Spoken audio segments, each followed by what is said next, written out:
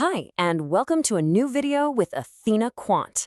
Today, we're going to get into the nitty-gritty of why so many trading strategies just, well, they fail.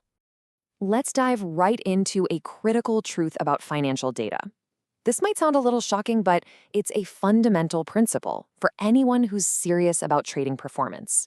Most backtests are hiding something. So if that's true, how in the world do you tell what's real from what's just a statistical fantasy? Well, that's exactly what we're going to figure out. Think of this as your guide to becoming a data detective. And our first culprit is a real master of disguise. It's a trap called overfitting. It's one of the most common ways a bad strategy can trick you into thinking it's a winner. So, what is it really? Imagine a strategy that's so complicated, it hasn't just learned the general rules of the market, it's actually memorized every random little wiggle from your historical data. It knows the past perfectly, but because of that, it's completely useless for predicting the future. And this really breaks it down. A good fit gets the big picture, the underlying trend. It's simple, it's robust. But an overfit model? It's a fragile, complicated mess. It tries to explain every single data point, and in the process, misses the actual pattern entirely. When it sees new data, it just falls apart. Okay, so how do you spot this thing in the wild? Well, you look for the red flags. If a strategy has a million different rules, if it shows near perfect results in a backtest, or if it has these crazy specific numbers, buy when the VIX is exactly 13.47, your alarm bells should be going off like crazy. If it looks too good to be true, it's probably overfit. Now let's move on to our next common crime in data analysis. This one is called data snooping, or as I like to call it, torturing the data. I mean, this quote just says it all, doesn't it? This is what happens when you test so many different ideas on the same exact data set. You're basically guaranteed to find something that looks amazing purely by random chance. So what's really interesting about this slide is what this number represents. Take a guess. Here's the deal. If you test 100 totally random, meaningful strategies, you can expect about 5 of them to look like they're statistically significant winners. Not because they're smart, but just because of luck. This is the multiple testing problem, and it fools so many investors and researchers. So how do you avoid this trap? Discipline.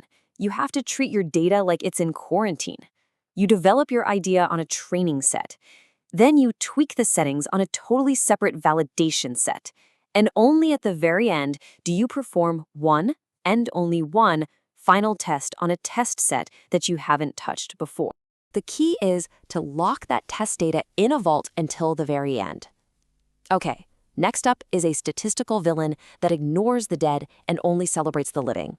This is called survivorship bias. In the world of trading, this usually means backtesting a strategy using a list of today's stocks, like the current members of the S&P 500. The problem? That list conveniently leaves out all the companies that went bankrupt or got delisted along the way. And this chart just brilliantly illustrates the effect. Look at that. Just by ignoring the failed companies, your backtest could show a 12% annual return. But when you include all the stocks, the winners and the losers, the real return was only 8%. That's a huge difference, and it creates a totally false picture of performance. This is why your data has to include the ghosts of those failed companies. All right, our next pitfall is way more subtle. It's like having a secret time machine in your backtest that you don't even know is there. They call it look-ahead bias, and it is a subtle but absolutely deadly error. It gives your strategy an impossible advantage because it's letting it peek into the future. The rule here is super simple. Your simulation can only know what an actual trader would have known at that exact moment in time. So you can't use today's closing price to make a trade this morning. That's from the future. And you can't use a company's revised earnings report from next year to inform a trade you made today. It has to be based on point-in-time data. Okay, so we've unmasked all these villains. The big question now is, how do we protect ourselves? How do we build strategies that are actually robust? This table is basically your cheat sheet. It summarizes the traps we've talked about and, more importantly, gives you the core defense against each one. To fight overfitting, keep it simple. To avoid data snooping, use separate data sets. To beat survivorship bias, you have to include the failures. And to stop look-ahead bias, make sure your data is always from before the decision is made. So before you trust any backtest, Whether it's from some guru on YouTube or from a fancy research paper, run it through this checklist. This is your shield. This is how you protect yourself against all those statistical illusions. Which really makes you wonder, right? Maybe the real secret to winning isn't about finding that one perfect magic strategy. Maybe it's about getting really, really good at spotting the lies that fool everybody else. What you should take away from this is that critical thinking is your most profitable asset.